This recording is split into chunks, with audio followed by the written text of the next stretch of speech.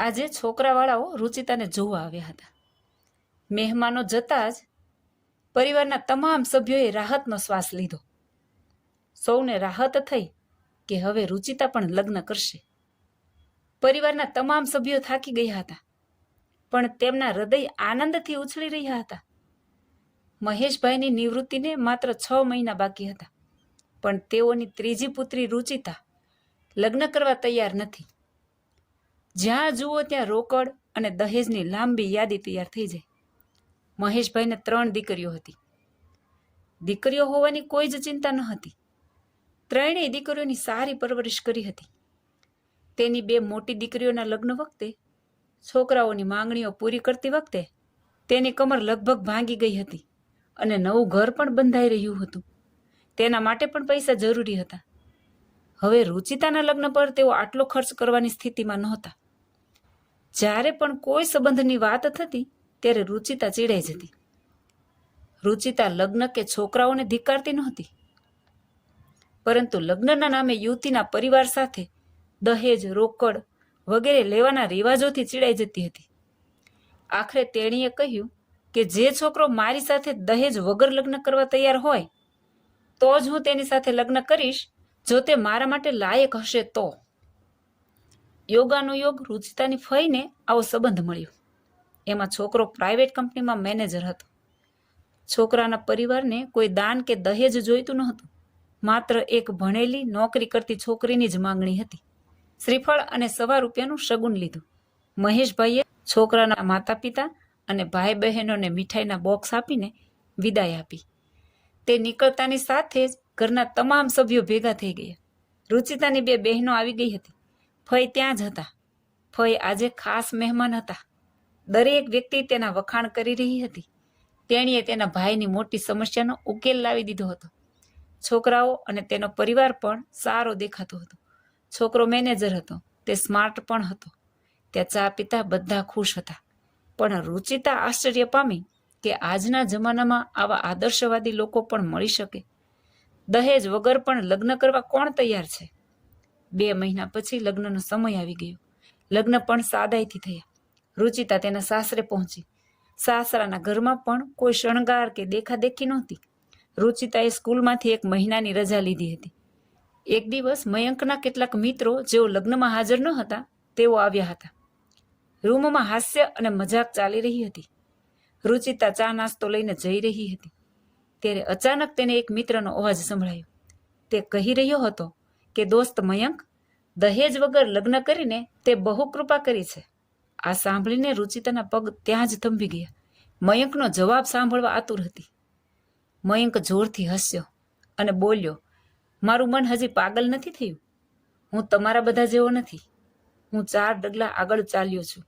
તમે બધા દહેજની માંગણી કરીને તમારા સાસરિયામાં તમારી છાપ બગાડો છો, જ્યારે હું મારા સાસરિયામાં માન જાળવું છું અને સરકારી નોકરી કરતી છોકરી સાથે લગ્ન કરીને મારું ભવિષ્ય સુરક્ષિત કરવાનું વિચારું છું. તમે બધા મૂર્ખ છો. એકવાર તમે ઘણું દહેજ લઈ લો, પછી તમે વિચારો છો કે તમારું જીવન પસાર થઈ જશે. મેં બાળપણમાં એક વાર્તા વાંચી હતી, જેમાં હંસના છોકરાને એક મરઘી મળે છે જે સોનાનું ઈંડું આપે છે. પેલા મૂર્ખે વિચાર્યું કે રોજ કોણ રાહ જોવે. હું આ મરઘીનું પેટ કાપીને એક વારમાં જ એના બધા સોનાના ઈંડા કાઢી લઈશ. અને પછી તેણે એમ જ કર્યું. શું થયું? મરઘી પણ ગઈ અને ઈંડું ન મળ્યું.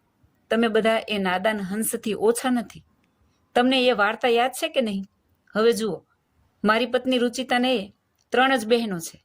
માતા પિતા પછી જે કંઈ હશે તે 3 બહેનોને જ મળશે. અને રૂચિતા પણ નોકરી કરે છે. મિત્રો, નહીંતર દહેજ વિના લગ્ન કરવા માટે હું તૈયાર ન થયો હોત. મિત્રો પણ જોર જોરથી હસવા લાગ્યા. તેણે કહ્યું, હું જાણું છું મિત્ર, તું કોલેજ કાળથી જ વેપારી હતો. તું દરેક જગ્યાએ નફા નુકસાનનો હિસાબ રાખતો હતો. પછી બધા એક સાથે હસવા લાગ્યા. આ બધું સાંભળીને રૂચિતા સ્તબ્ધ થઈ ગઈ. તે સમજી ગઈ કે હાથીના દાંત ખાવા માટે અલગ છે અને બતાવવા માટે અલગ છે. અનિચ્છાએ તે ચા અને નાસ્તો આપવા અંદર ગઈ. તે થોડી વાર બેસીને કામ કરવાના બહાને બહાર આવી ગઈ.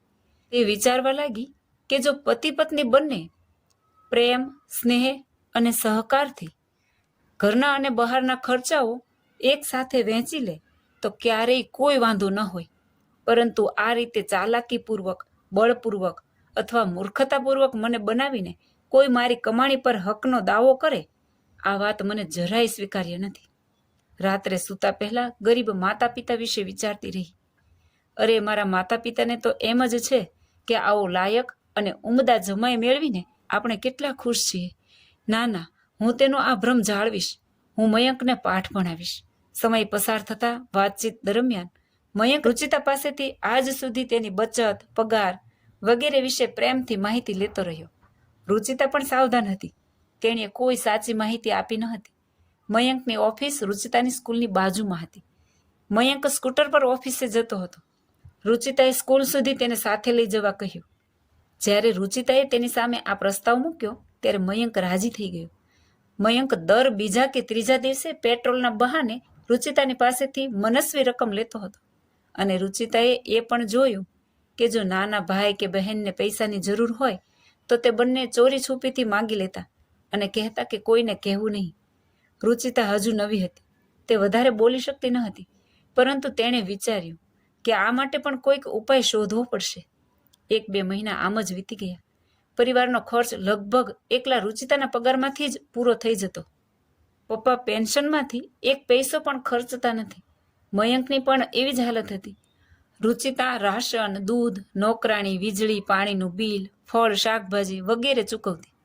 એક દિવસ રુચિતા તેના માતા પિતાના ઘરે ગઈ અને તેના પિતાને થોડા ઉદાસ જોયા. રુચિતાના પૂછવા પર તેણે જણાવ્યું કે મકાનના બાંધકામમાં અંદાજે ઘણા પૈસા ખર્ચાઈ ગયા છે. હવે આ ઘરમાં ફર્નિચરનું કામ કરવાનું છે. આ માટે પૈસાની અછત છે. રુચિતાને ખૂબ દુઃખ થયું કે જેમણે તેને શિક્ષણ આપ્યું અને તેને કમાવા માટે સક્ષમ બનાવ્યા, તેઓ આજે આર્થિક તંગીનો સામનો કરી રહ્યા છે. દિવસો પૂરા થતાં જ તે દુઃખી મન સાથે સાસરીના ઘરે પાછી આવી, પણ પોતાના સાસરીના ઘરની વાત માતા પિતાને ન કહી. એક દિવસ રજાના દિવસે સવારે બધા આરામથી ચાની ચૂસકી લેતા હતા. એ વખતે રુચિતાએ નમ્રતા અને સ્નેહથી ભરેલા શબ્દોમાં કહ્યું, સામાન્ય રીતે આપણા ઘરમાં 3 જણની કમાણી છે. મારો અને મયંકજીનો પગાર અને પપ્પાજીનું પેન્શન. કઈ રીતે ચાલશે? હું ખૂબ જ ચિંતિત છું. સાગરને ભણાવવામાં 2 વર્ષ બાકી છે. કવિતાના પણ લગ્ન કરવા છે. આવી સ્નેહ અને જવાબદારીની વાત કરીને તેણે બધાના દિલ જીતી લીધા. ભવિષ્યમાં ખર્ચો વધશે, એટલા માટે આપણે અત્યારથી જ પ્લાનિંગ કરીને ખર્ચ કરવો જોઈએ. આજે આપણે જોઈશું કે આ મહિનામાં કોણે ઓછો ખર્ચ કર્યો અને કોણે વધુ ખર્ચ કર્યો. દરેક વ્યક્તિએ તેમના ખર્ચની વિગતો આપવી જોઈએ. જેણે વધુ ખર્ચ કર્યો છે તેને આ મહિને રાહત આપવામાં આવશે. નવા મહિનાથી દરેક વ્યક્તિ સમાન રીતે ખર્ચ કરશે, જેથી દરેક જણ થોડી થોડી રકમ બચાવે, જે ભવિષ્યના ખર્ચમાં મદદરૂપ થાય. ત્રણેય એક કાગળ પર પોતાના ખર્ચની વિગતો લખી દીધી. જ્યારે વિગતો મોટેથી વાંચવામાં આવી ત્યારે રુચિતાએ કરેલા તમામ ખર્ચની સૌથી વધુ રકમ હતી. મયંકના ભાઈ બહેન પણ બધાની સામે સ્પષ્ટ થઈ ગયા. રુચિતા પણ મનમાં વિચારે છે કે જો સમજણ અને ધીરજતાથી વાત કરીએ તો દરેકે માન્ય રાખી, પ્રેમથી સહકાર ઈચ્છે તો તે રાજી ખુશીથી મળી શકે છે. પણ જ્યાં ચાલાકીથી, કપટથી મૂર્ખ બનાવવાનો પ્રયાસ કરે તો અણબનાવ થાય છે ને પરિવાર વેર વિખેર થઈ જાય છે. જય સ્વામિનારાયણ.